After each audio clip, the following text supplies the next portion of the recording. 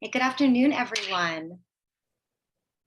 I hope you all are having a terrific, what are we on? Or a wonderful Wednesday, not a terrific Tuesday, a wonderful Wednesday.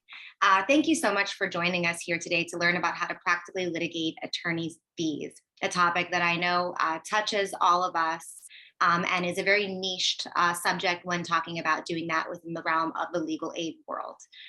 So I'm very excited for today's webinar and training, and I hope that you all are as well. First and foremost, some housekeeping.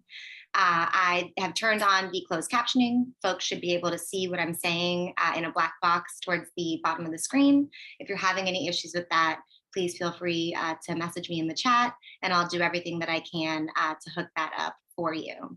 CLE. This was approved for CLE credit, not only one general CLE credit, but also a half credit, 0.5 in ethics. So that's really awesome for those of you who are trying to make sure that you stay up on those ethics requirements, as we all are. Third, this is being recorded. A copy of this recording, along with the PowerPoint and a couple of materials that our presenters have provided us with, will be sent out to you later on. I believe the email will go out a day after the webinar, and that goes out to all folks who attended and all folks who registered. So I think the final piece of housekeeping, at this point I should know them like the back of my hand, but I always seem to say them differently, is questions and answers. So our presenters would love for you to be engaging, ask your questions. They're really looking forward to answering them for you. So feel free to drop any questions that you have in the Q&A or the chat box. I will personally be monitoring those. And as I monitor those, I will aggregate them and ensure that at the end of the presentation, when we have time for questions and answers, that I will read those out loud so our presenters can answer. So I think that's it for housekeeping. I'm gonna turn over to the introductions. We have two wonderful speakers here today. First, I'll introduce Jim Kowalski. Jim is the president and CEO of Jacksonville Area Legal Aid and will be our first presenter or first speaker here today. Jim has served as the president and CEO of Jacksonville Area Legal Aid since December of 2012. As a graduate of UC Berkeley and the University of San Francisco School of Law, Jim was one of the first consumer lawyers in the nation to uncover mortgage banking practice of robo-signing. And in December of 2010, he testified before the United States House of Representatives Committee on the Judiciary on the topic of foreclosed justice, causes and effects of the foreclosure crisis. Jim was named Consumer Protection Lawyer of the Year by Consumer Protection Law Committee of the Florida Bar, He is the recipient of the 2014 Haas Public Service Award from UC Berkeley. And in June of 2016, Jim received the Florida Bar Foundation President's Award for Excellence. In October of 2018, Jim was named the Consumer Advocate of the Year by the National Association of Consumer Advocates. We're very excited to have you here with us today, Jim. And following up Jim is Jeff Haynie, practitioner at Law Office of Jeff Haynie, PLLC. From 2004 to 2017, Jeff worked as a full-time staff attorney at Jacksonville Area Legal Aid. While at Jacksonville Area Legal Aid, Jeff handled a wide range of cases, including guardianship, landlord-tenant, civil rights, and consumer protection.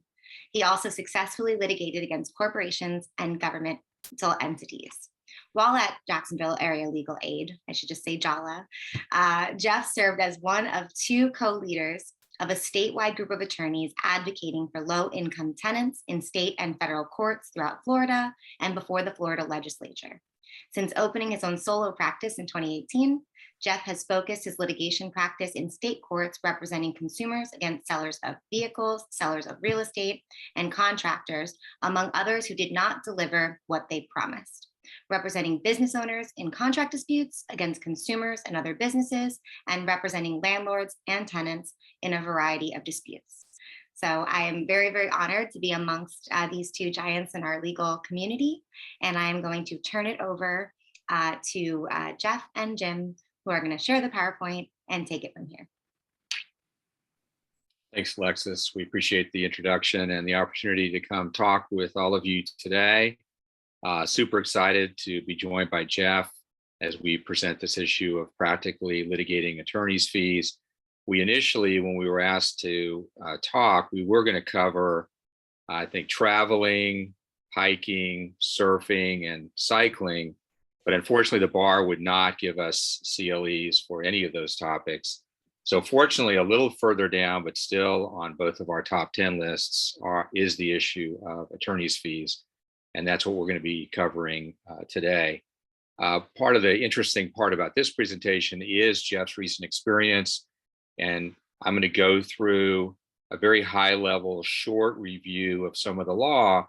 And then we're going to turn it over and see how Jeff applied it in a recent case with a typical fact pattern, both in terms of the law and with regard to the client, from what many of you see in legal services cases. So a few initial notes. We're not going to cover a lot about contingency risk multipliers or fee multipliers, at least in my section, although Jeff did recover a multiplier in this recent case, and we'll talk about it there. There has been a lot of discussion on multipliers recently, not the least of which is the DCA's recent opinion in BMW versus Henry from April 2022, which we're still all trying to figure out what it means. But risk multipliers is really a topic for potentially another presentation. Now, what we have done, and Alexis referenced this, is we've got two packets of material. So first, this PowerPoint is designed to be part of your material, kind of a top-down outline in addition to the discussion with Jeff. Second, you'll be getting, if you haven't already received, an attorney's fee multiplier analysis that I keep pretty regularly updated. It doesn't include BMW versus Henry, and obviously the legislature and the Supreme Court have been very busy on fees and multipliers, particularly with regard to contractor cases very recently.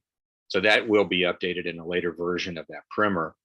But it really provides the detail, the case law, the step-by-step in filing a fee motion, seeking fees, the hearing, and then particularly educating your judge with regard to multipliers. So we'll go into that in a little bit with regard to Jeff, but not in terms of the overview for today. Those of you who've heard me talk about fees in the past will also recall that I usually discuss this topic in terms of leverage and timing, when to spot fee generating potential as you're getting into the case, and then how to work with the client while you're educating the judge as you move that case further down with regard to ultimate success for the client and then fee generating potential for the lawyer. And so I normally cover that. I'm not going to, because we are going to hit those issues with regard to Jeff and how he handled those particular issues in his case. So this first section, as I mentioned, is meant to be a very fast overview of several of the core principles that we focus on when considering fees. All right, next slide, please.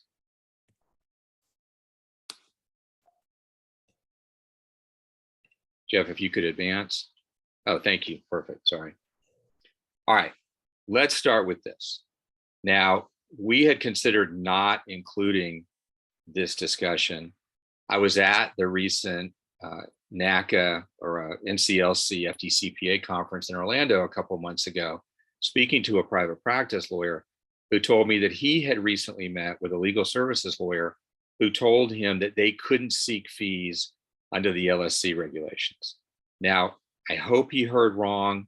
This simply isn't true. And we as a sector have to get past that reality, which is now more than 20 years old, right? This was put in place a very long time ago during Reagan's presidency. It no longer is in place.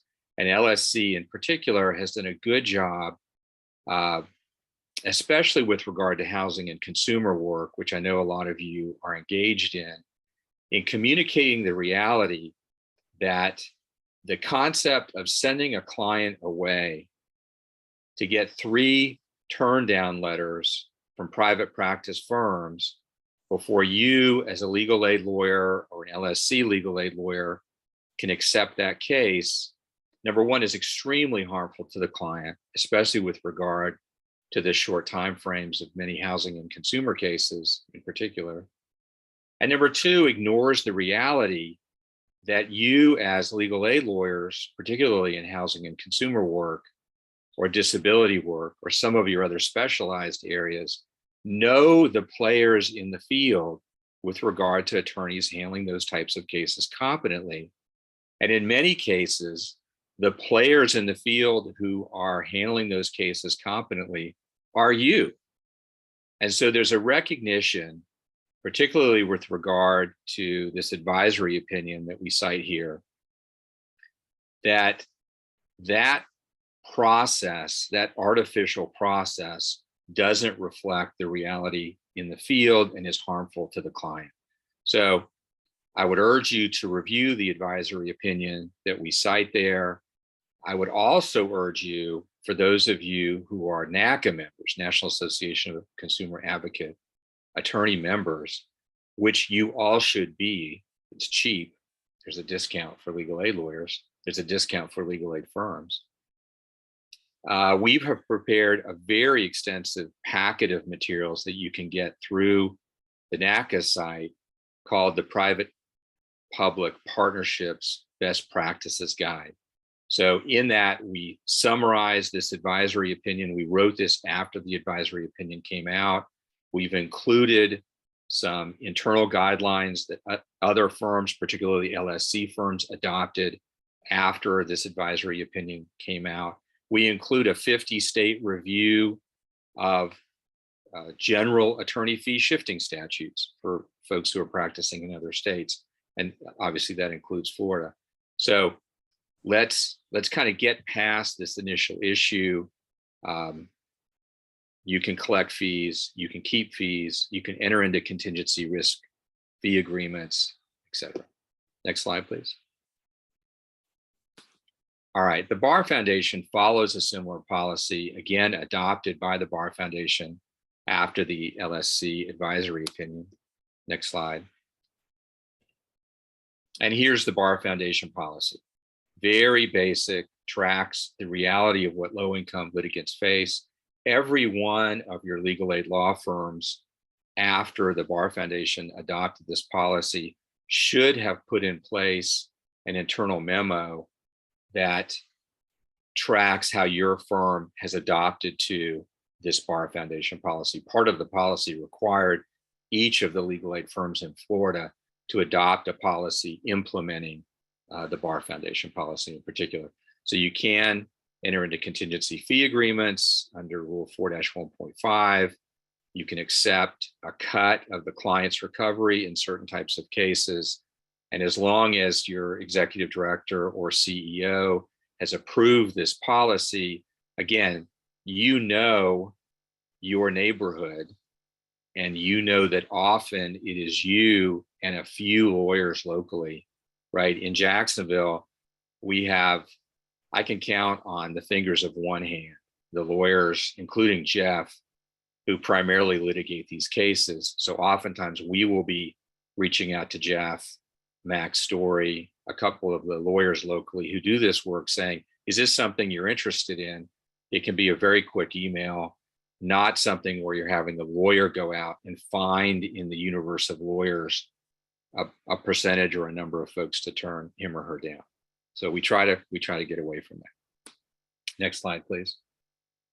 All right, and this is the second big piece. We try to cover this up front because this goes into, as a legal aid lawyer or as a private lawyer, co-counseling with legal aid, right? This is one of the huge benefits that you want to talk to your private practice lawyers about in terms of co-counseling, because the fees then flow through the legal aid firm. They're split with the private practice lawyer, but there's no taxable consequences from fees to the client. And I've cited the two IRS private letter rulings, which are not res judicata, stare decisis. They're not binding on the IRS, but the IRS makes a significant attempt, apparently more than the US Supreme Court is right now, but makes a significant attempt to follow its own prior opinions. And so we have a number of private letter rulings. And then again, NACA, which I mentioned earlier, the National Association of Consumer Advocates, NACA has an entire project designed to lobby the IRS, show different examples of this. I just sent up a case, a foreclosure case from Clay County, where Bank of America made some horrible mistakes. We recovered fees for the client, and then the client got a 1099 from Bank of America, which we were able to mitigate against and prevent ultimately the tax consequences. But it goes into the hopper in terms of the things that NACA is working on. So again, part of what you want to talk to your client about, but also something that you can have some safety in as a legal aid lawyer. Generally, attorney's fees for the client are not taxable. I mean, attorney's fees for the lawyer are not taxable to the client. All right, next slide. All right. Again, keeping this at the very high level, this is something that we see constantly. It's completely wrong. This concept that legal aid lawyers, because they're not being paid by the client, shouldn't recover fees from the other side. Now, I've included here the citation to the cases that speak specifically to legal aid, but a lot of the body of this law comes from another circumstance where you would see this, which is insurance defense litigation, right? If you're involved in a car crash and Allstate or State Farm is underwriting your defense, you're not paying for the insurance defense lawyer that Allstate or State Farm has hired and is paying for you, paying to represent you as part of your policy benefits.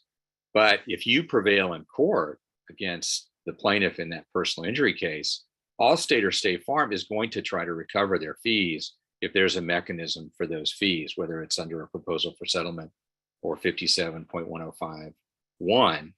And they're entitled to those fees, even though you as the insured did not incur any of the fees. So there's a whole body of case law, but if you see this come up, these are the two main cases, including one from Florida, where you really want to push back hard. And just to move over to the multiplier concept for just a second, this holds very true for legal aid lawyers. I remember the last multiplier case I argued in front of the first DCA, where I made the point that because we were legal aid, we got paid our fees. And because we were legal aid, we got paid more because we took a David versus Goliath case to trial. And obviously, in that case, we did prevail and kept the multiplier. All right, next slide. All right, let's start with our categories of fees. Florida follows the American rule, which is referenced in the next slide as well. Since there's no general entitlement to fees, we do have to find it in a statute or in a contract or in a rule. I will, next slide, please. I will make one quick point about the rule. I'm not going to cover it today, but obviously you can get fees for motions to compel.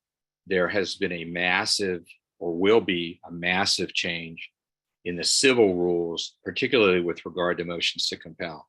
So we're not going to talk about it as much today, but it is something to pay attention to in the future, particularly when you're litigating against a major actor like a bank, which is not playing well in court. You can fund the litigation off of the fees from the motions to compel. First thing, though, with regard to the general entitlement to fees, you have to plead it. If you don't plead it, you'll waive it. Next slide, please.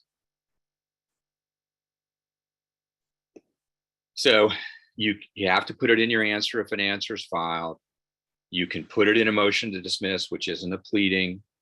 You should. There is an exception that says because it's not a pleading, you didn't have to, but ignore that exception. You should always ask for it. And then I'm going to cover very quickly some of the major statutes. I'm actually not going to cover every statute that's on the screen, but we have a number of major statutes that we typically work under, and we'll see with Jeff's case which ones he traveled under against this particular car dealer. All right, next slide. All right, the first one that we see a lot, the FDCPA, little narrower than the FCCPA, which I'll talk about in just a second. It applies only to debt collectors. It is very broad. It's the statute, and we've cited it here, but it's the statute that says you can't be called at certain hours of the day. The communication can't take certain forms. It can't be deceptive or misleading. And the statute of limitations is 1 year, if I haven't already said that. Now, I will say, as we get further into mortgage foreclosure litigation, this is something to pay attention to. So the 11th Circuit in particular, including a ruling from a couple of weeks ago in Daniels versus Select Portfolio Servicing from May 24th, has continued to affirm that mortgage servicing is debt collection. And in that case, the sending of the monthly mortgage statements, which is required by TILA, was seen to be a violation of the FDCPA because the statement itself contained inappropriate debt collection language in that case. So something to keep in mind, we're going to be seeing the FDCPA in state court, not in federal court, as a counterclaim to mortgage servicing as we get further into foreclosures. All right, next slide. All right, let me pause here for just a second on FDETPA. The reason, and Jeff's going to talk about this a little bit later as well, the reason this is such a powerful tool is it gets into the theme of the case that you want to explore with your judge, right? This is a very broad statute. It's a bootstrapping statute. Typically, you're using a violation of another law as an example of the deceptive act or practice. The injunctive relief is very broad. The standard for showing a violation is actually lower than in the rest of the statute. But keep in mind who our judges are, right? We have mainly ex-prosecutors, some corporate lawyers, very few lawyers that have ever come into contact with the type of work you do. But what they are familiar with is fraud and crime victimization and this concept of bullying that Jeff alluded to at the beginning. And FDETPA lets you explore that theme in your pleading and then throughout the case in a way that can resonate very well with an ex-prosecutor who's a judge. And remember, in county court, they're spending half their time in criminal court anyway. So if you're showing this theme through your pleading and the development of the facts, this resonates with how they already see the world. Next slide, please. All right, we talked about FDCPA. This is the Florida counterpart. It is broader. It applies to the collection of debt, not to debt collectors. So it is much broader in scope than the FDCPA. It is also the only statute in Florida that includes the potential for punitive damages in the statute. So very powerful tool for us to use here in Florida. And we've included the citations and a couple of the cases to the statute. Next slide. All right, here we have the reciprocal fee provision. I'm not going to cover 57-105-1, which is the frivolous litigation. That's the old standard I get. But we're not going to cover that as much today. 57-105-7 says that if there's a one-way provision in a contract for fees, Florida reads that two ways. There is a lot of litigation under this section with regard to credit card cases, right? If you have a credit card agreement that's in another state, Delaware, Virginia, a number of us have litigated whether Delaware or Virginia has a version of 57-105-7. So if you get into those cases, reach out to any NACA member, frankly, in Florida. Reach out to me, reach out to Jeff, and we can walk you through how to bring that claim or explore that claim. All right, next slide, please. The prevailing party rule where the dismissal is voluntary. We're going to see this potentially more in foreclosures as well. The non-dismissing party is the prevailing party under Florida law.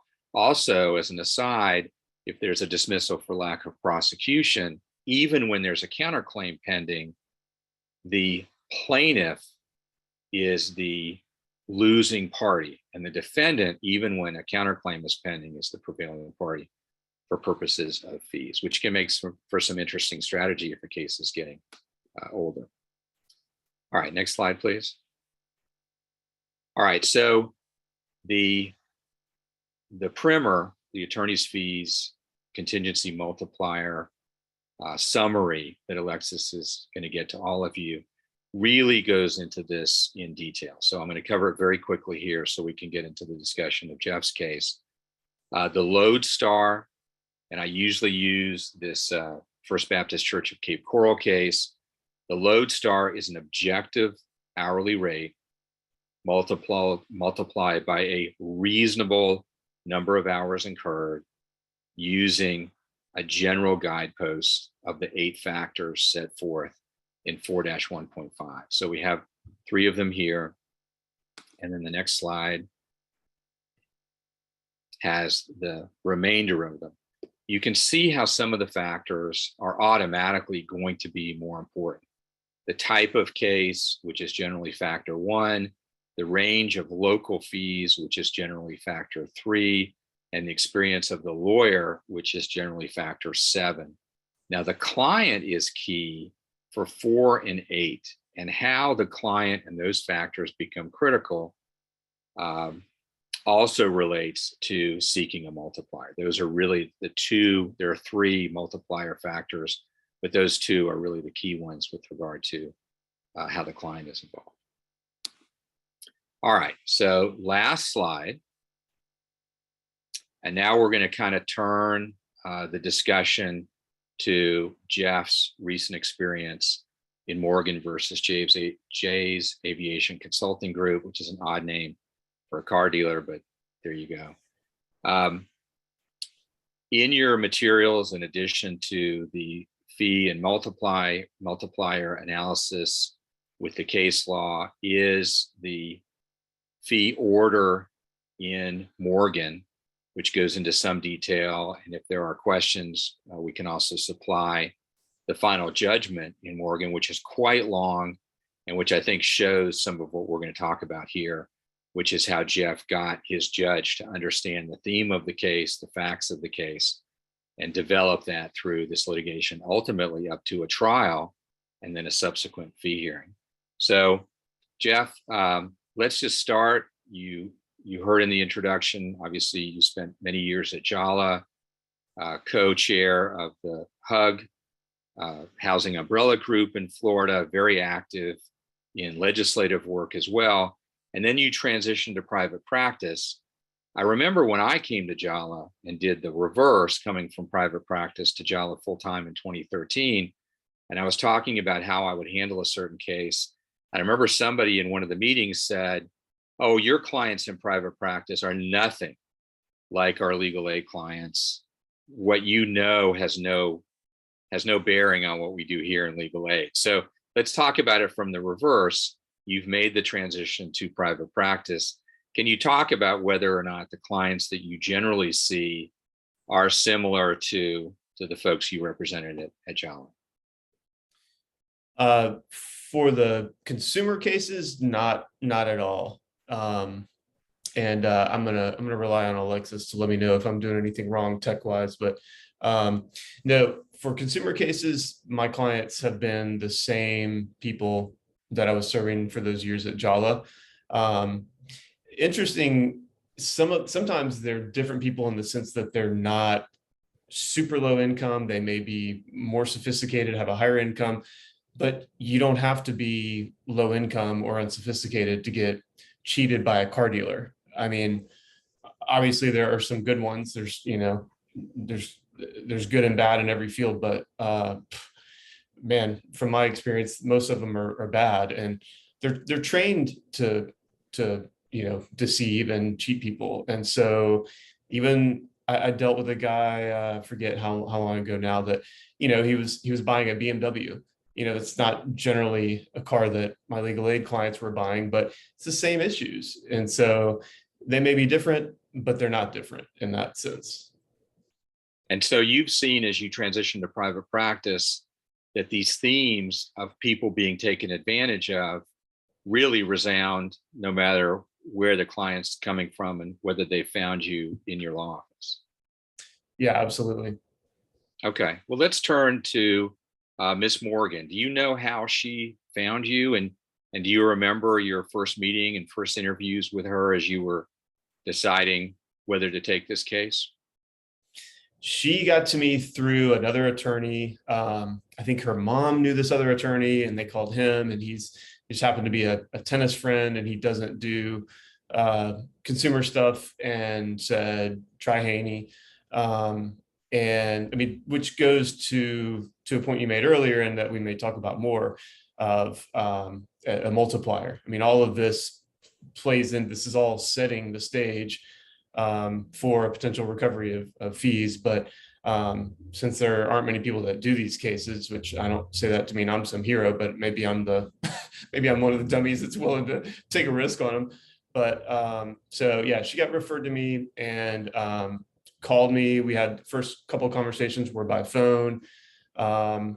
I think her mom was in on one of those initial conversations, which I usually don't mind. I know some people don't like other people being in on calls. I know you have to be somewhat careful with vitiating attorney-client privilege, all that kind of stuff. But in general, I like it. I mean, and it helped. I mean, the mom was a witness at trial and was just a help to the whole thing. But anyway, we met a few times by phone at first before finally meeting in person to have the long conversation before filing the lawsuit. I mean, initially we just had phone conversations, and I did a demand letter to the dealer. When they threw that in the trash, then I had to meet with the client in person to cover some of the stuff we'll talk about. You know, what are the terms of my contingency fee representation?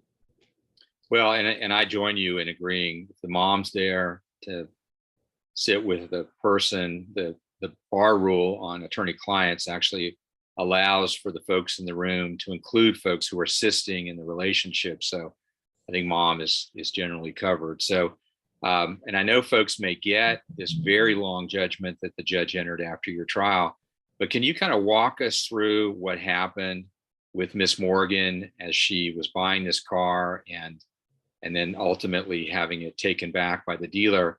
And then as you go through those facts, and these are things that she developed with you, as you mentioned, during a number of conversations, including phone and in person, can you tell us what the things were that you were picking out as she's going through this story, which was disturbing? There were a lot of things. I mean, as is common, it seems like with car purchases, there were a bunch of things that kind of got my attention, but the main ones were that she test drove the car, and it was a used car, may go without saying, but went to a used car lot, test drove this car. There was some kind of knocking noise, and she specifically asked the guy, what is that? And he specifically said, oh, the car's been sitting on our lot for a while, and that'll stop after just, a little bit of driving it. And so, he kind of got her past any concern about the condition of the car. He said it was in great shape, all the usual puffing. And I noticed a few things that weren't so much part of her narrative, like the odometer disclosure seemed weird. That actually, I think that came into the case as we got into discovery. But so it was partly that the guy lied about the condition of the car, because of course, as soon as she bought it, it crapped out, and the problem didn't go away, and she had to keep taking it back to them to try to get it fixed, and it was a whole problem. Then when she, to try to keep the facts light and uncomplicated, because they were complicated like most cases are, when she bought the car, they agreed on financing terms and payments to be due on whatever schedule. And they agreed verbally. They asked her, payments were going to be due, I think, on like Fridays, as it was going to be set. And they asked her, is that good, or do you want to set them on a different day? She said, if we can do Mondays, that would be better. They said, done. So her first, I think it was first 3 payments she made timely, meaning the Monday that they verbally agreed payments we do Mondays and not the Fridays or whatever. They accepted them. Everything was fine. And in the meantime, she's going back in, telling them, hey, there's still a problem. And there were more problems and more problems. And frankly, a lot of used car dealers just say, well, go jump off a bridge. We don't care. But they were actually kind of drawing her along and acting like they were going to do something. And so finally, on the date that either the 3rd or 4th payment would be due, again, what we call due, the agreed Monday schedule, on a Monday, she took it back in because it was still having problems. And the dealer lost his mind, yelled at her, called her all sorts of horrible things, would not let her leave with the car, and just sent her away with nothing. So it was basically a repo, an unconventional repo. And so at the end of the day, she was lied to induce her to buy the car. And then they took it back when there was no reason for them to take it back. The payment was due that day. She was ready and able to make the payment, but the guy lost it and told her to scram. So funny enough, I mean, I was hearing FDUTPA violations. There's, as a lot of you probably know, there's a specific FDUTPA auto statute, a statute within FDUTPA for car dealers, and has a laundry list of things that specifically are considered unfair and deceptive if car dealers do them. And I was hearing a couple of those that were potentials. So I was thinking FDUTPA case as the FDUTPA claim as the leader. Funny, we ended up losing on the FDUTPA claim and winning on some of the similar common law claims, and specifically on the FCCPA, which didn't come in until we amended the complaint with FCCPA after some discovery.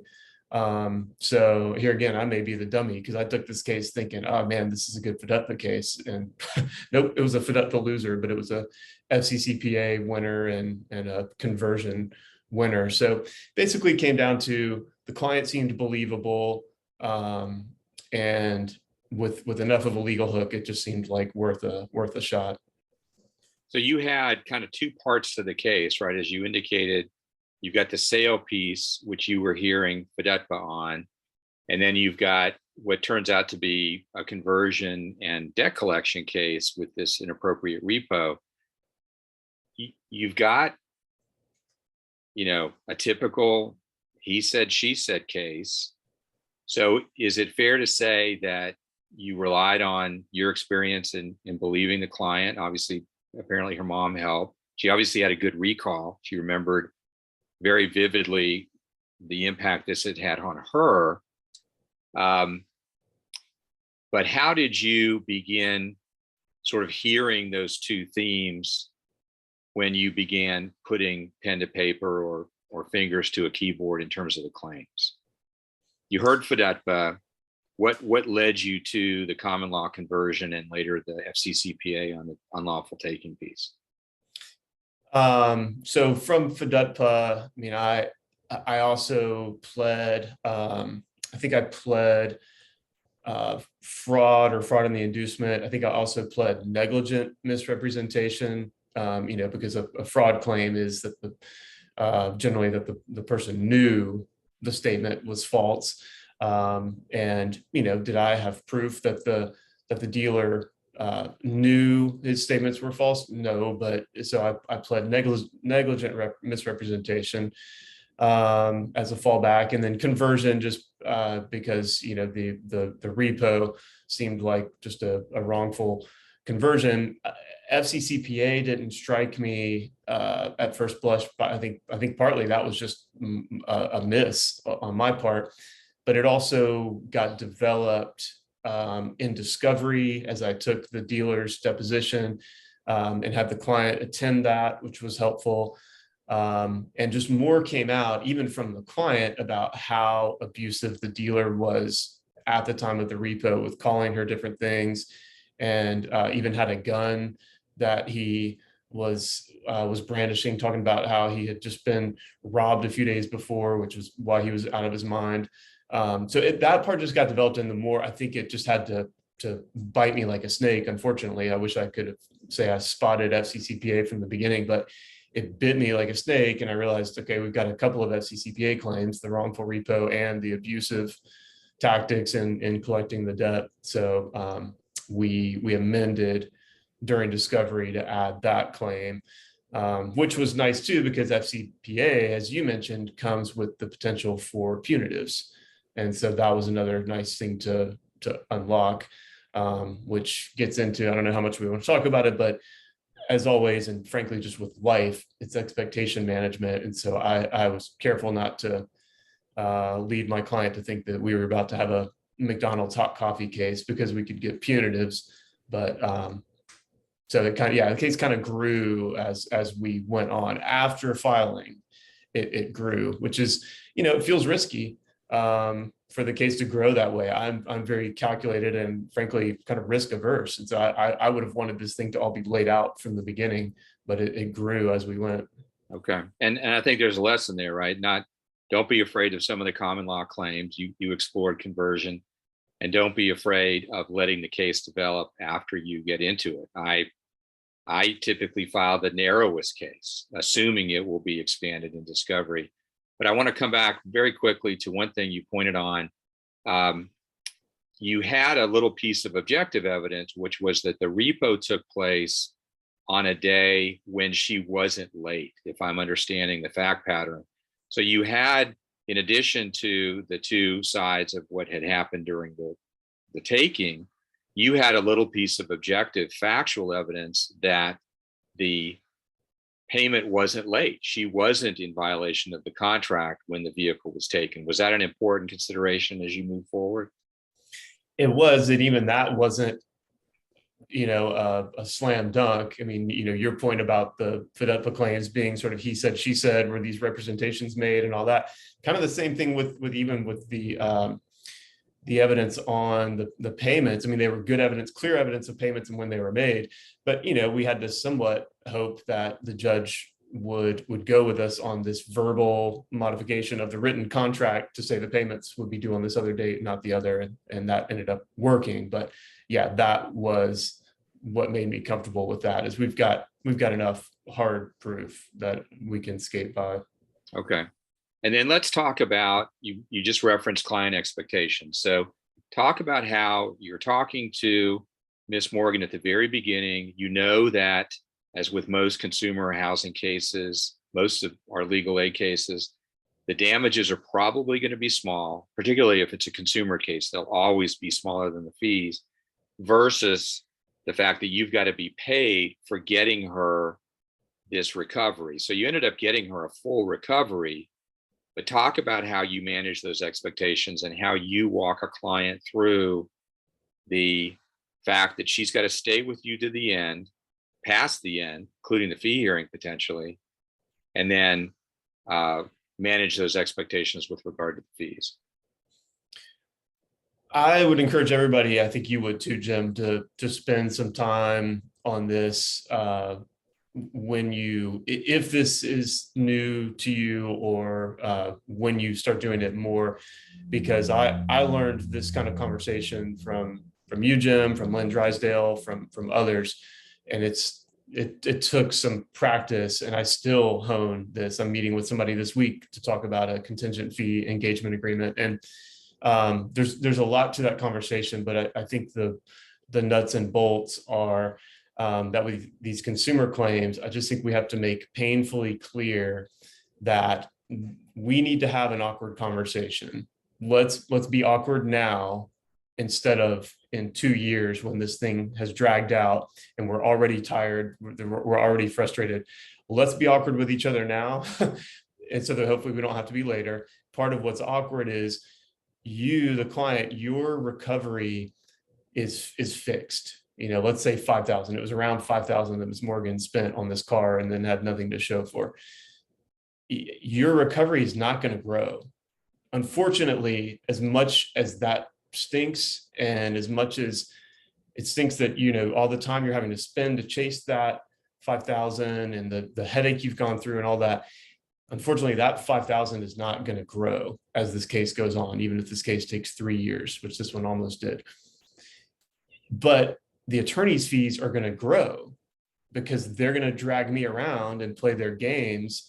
And so it's going to look really weird. And at the end of this thing, what you get is still going to be what we're looking at right now. But what I get, if this works, is going to could potentially be big. It may be small if we get this settled soon.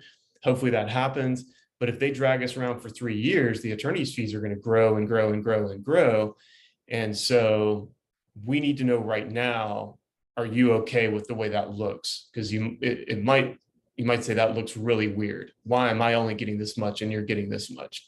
So we just need to understand now that that's okay. And that's just because the growing of my fees is only a factor of how much they drag us through to try to get this win. And I find that most people understand that, but I would just rather have that conversation ahead of time. And another big part of it is because a lot of cases do settle, I seem to get these kooks that don't want to settle and just want to drag me to trial, which is good practice. But I think typically cases settle. And so a big part of it that's related is getting the client on board with any settlement needs to involve the bad guys paying attorney's fees. Because the typical game, well, there's so many typical games with defendants, but one of them is get the plaintiff to go away quick and easy and leave the lawyer hanging. So they'll offer, like in this case, again, let's assume it was 5,000 that she paid for the car. I expect right out of the gate, I expect to get an early settlement offer that is, we'll give you your 5,000, go away. And that offer sometimes comes multiple times, even into a year, after the case, when the attorney has spent tons of time. And so it's important for the client to, again, understand, but also agree right up front. I get it. You're going to have to work for my 5,000. And so I agree. If we let them off, if we let them settle, then that has to come with them paying some amount of reasonable attorney fees up to that point. And again, I usually find that people say, yep, I get it. And then I go through other things about my engagement agreement, as I'm sure you do, but we won't get into all of that now. But I think those are some of the most important. Let me know, Jim, if you think I'm leaving out any of the most essentials to cover here. But it's mainly to be sure they get it, and it's not going to be a surprise to them at some point if, one, I think we should get fees as part of a settlement, or if, two, all of a sudden my fee is gigantic and they're still getting their 5,000. Right. And I think, number one, I like the way you go into it with the client, this conversation of awkwardness. I talk about it a lot of times in terms of going uphill versus going downhill, right? If I'm going uphill, we're still figuring out the case. We're not sure if we're going to prevail, but here are the things that will happen, right? You tell them up front, I'm going to send this letter. They're going to offer to give you X. Well, I have to get paid Y to send the letter and work the case up, or you have to pay me Y. And if we're agreeing that it's not that, if you're agreeing it's a contingency fee, then we're agreeing we have to handle it this way. And I found that having those kind of brutally honest, or as you say, awkward conversations with the clients does end up paying dividends down the road, as long as you continue to have them. I mean, you can't go and have that conversation day one and then expect not to have had the conversation for a year, and the dealer or the bank or whoever it is finally putting some real money on the table. Maybe they've finally got a lawyer who's talking to them, and you've gone that time without talking to your client. I think that's a critical mistake. You've got to continue to have those awkward, honest conversations as the case is going on.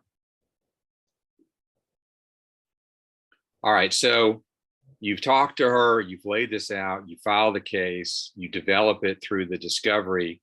Let's get a little bit into the trial. How did some of the themes you developed with her and some of the facts that you developed through discovery, you amend the complaint, how did this play out at trial, where you're feeling that the judge, who is an ex-prosecutor, as I recall, is really starting to resonate with the high points of your fact pattern?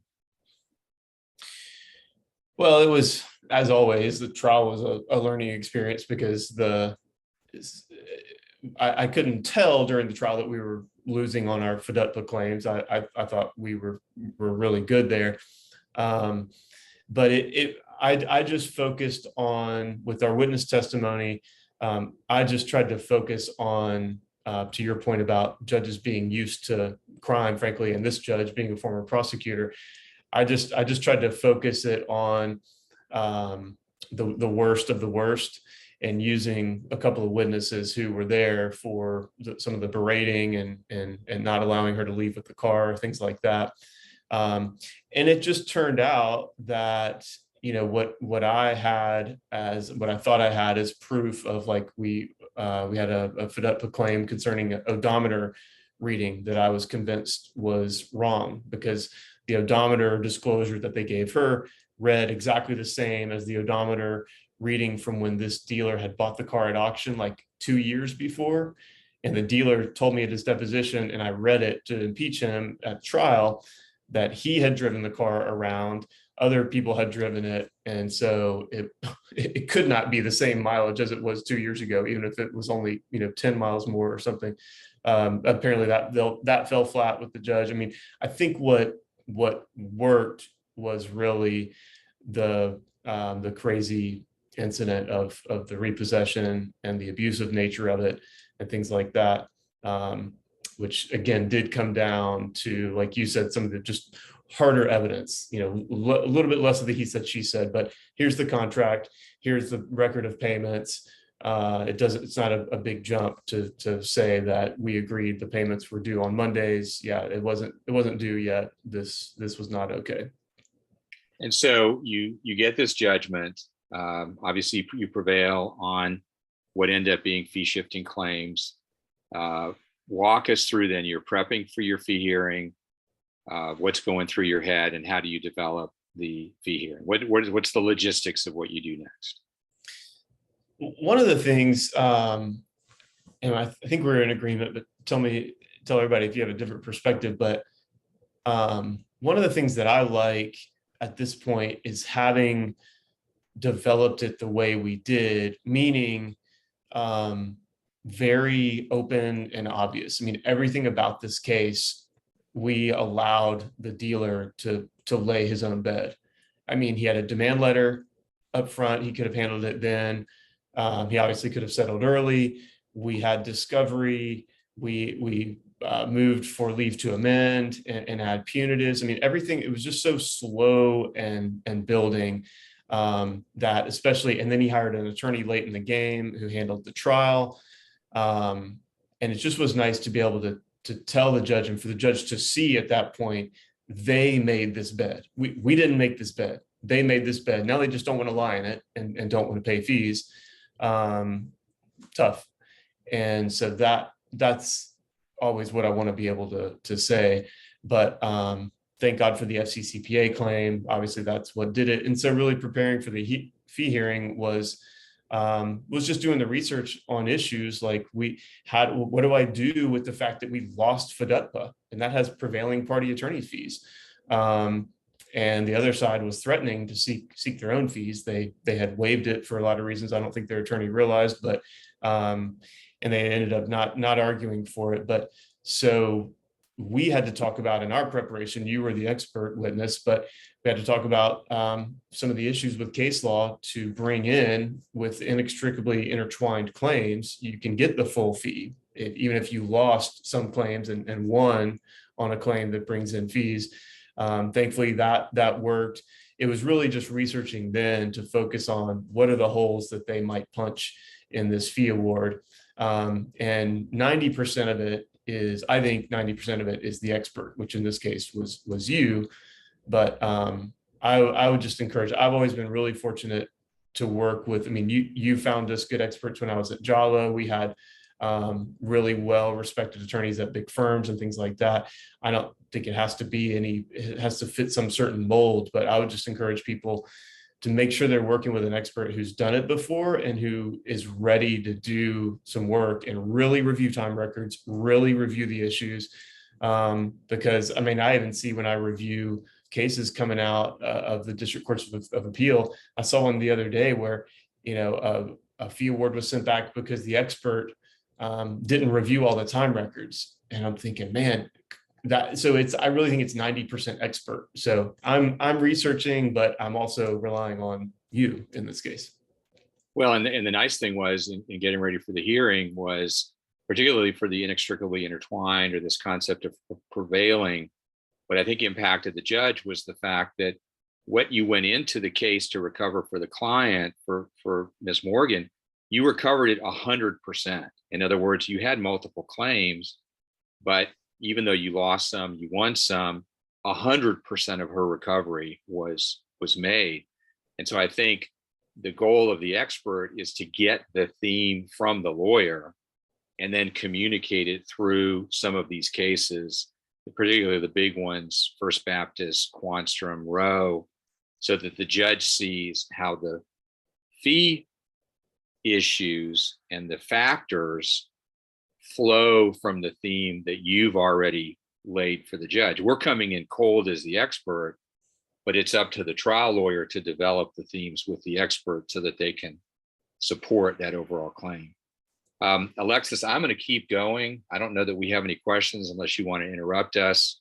I wanted to get to kind of the end of the story, which was kind of an interesting twist in Jeff actually garnishing the dealer to get his fee award, which I wanted everybody to hear about. But absolutely, no, keep going. And even if folks have to drop off, this will all be recorded. It'll be sent out to everybody who's attending. So I'll drop the CLE in the chat, and I'm going to stop the screen share.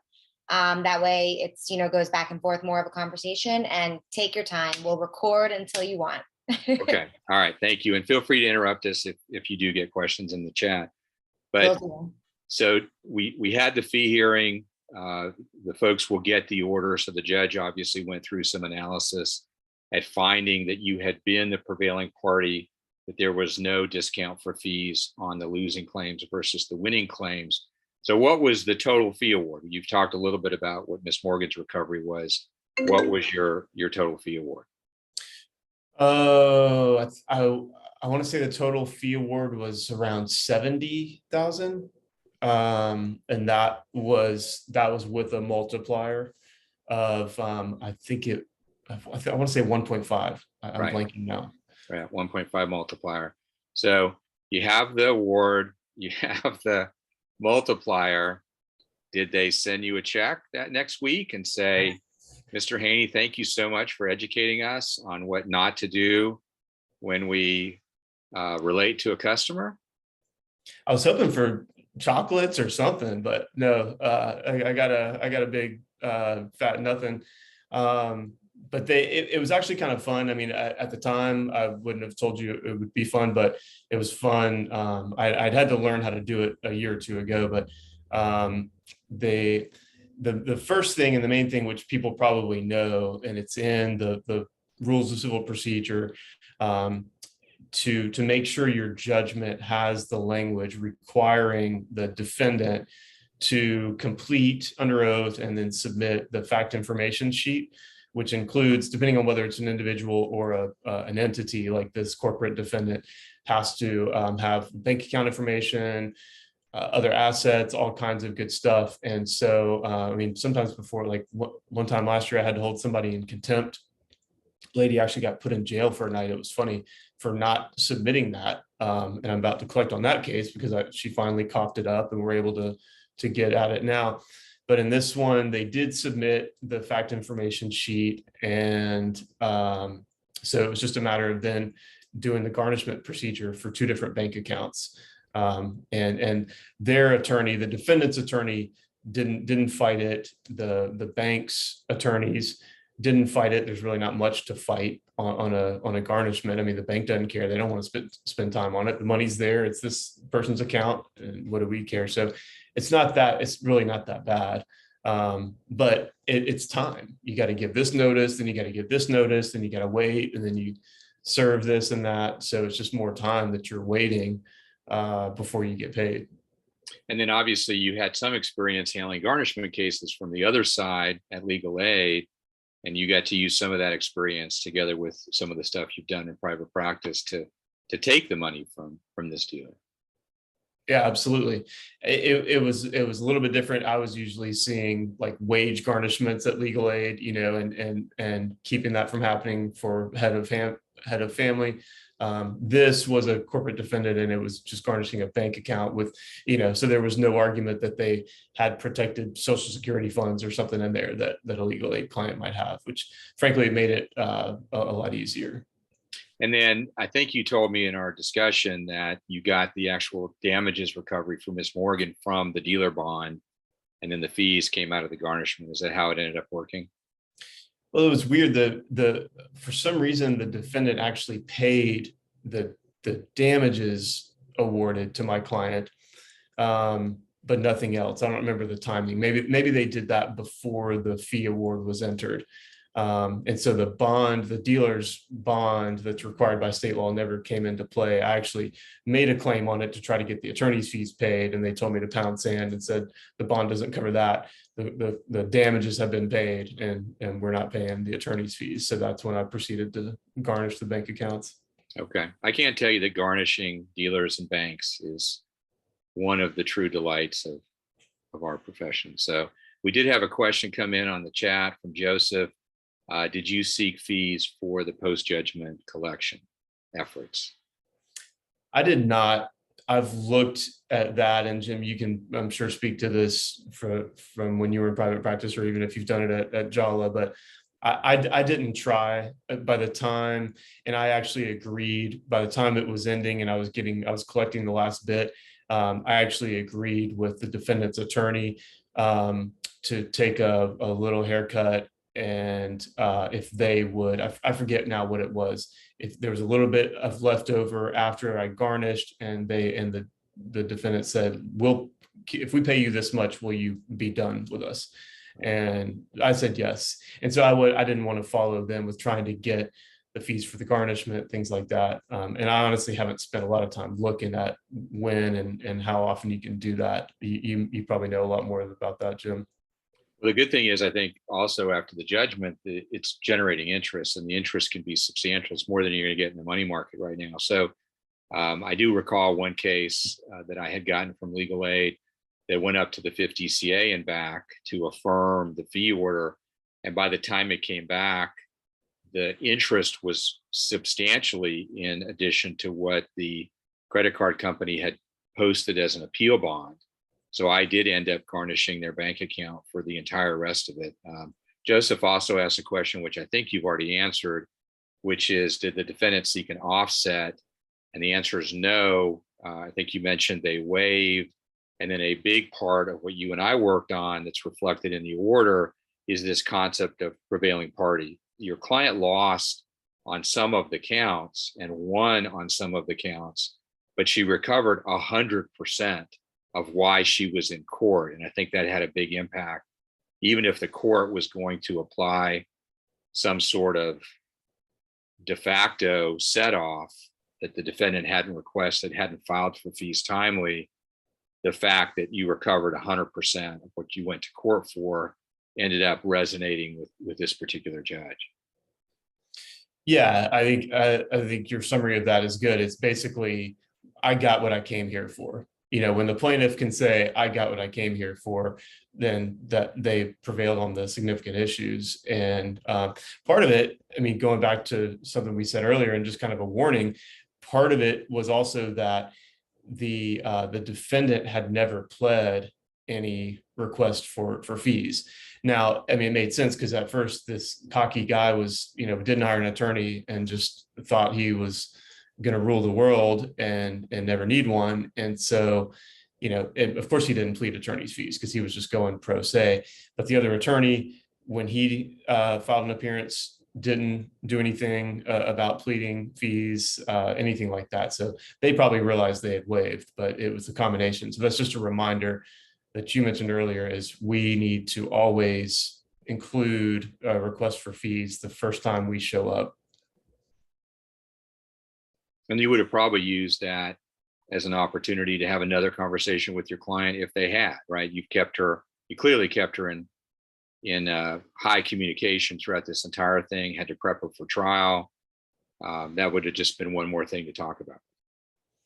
Yeah, that would have been a scary one. I hate having to talk about that one, but that's part of that awkward conversation I have right up front. Is I tell people, look, this is a two-way street. You know, the reason I'm able to take this case is because of the ability to get attorney's fees under the statute.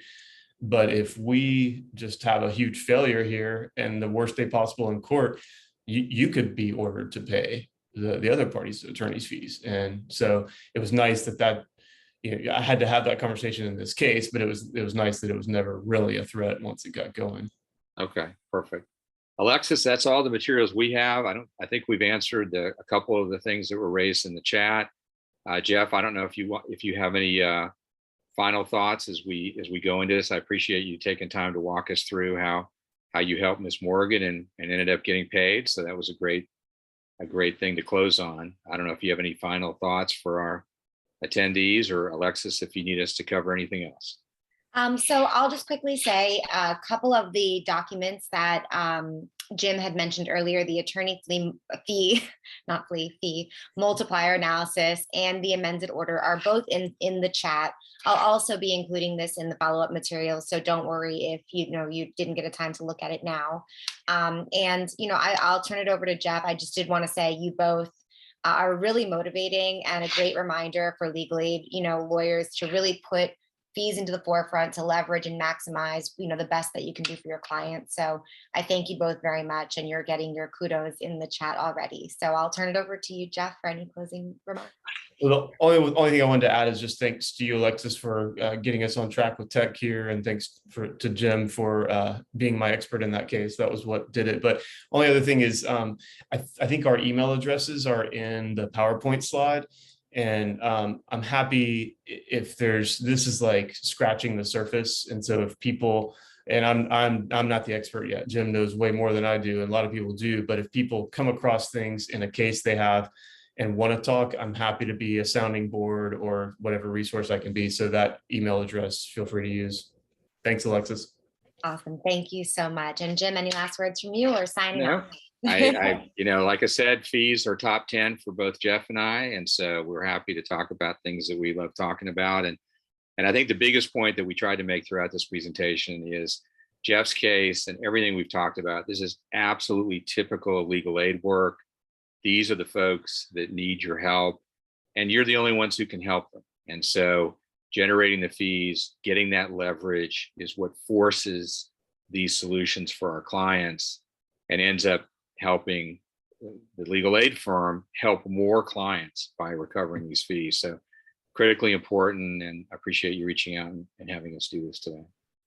Awesome. Well, thank you so much. I think that there are going to be more times that I reach out for you for more trainings on this topic. We received a lot of interest, and like Jeff said, there's so much to explore. So I might rope you into another one.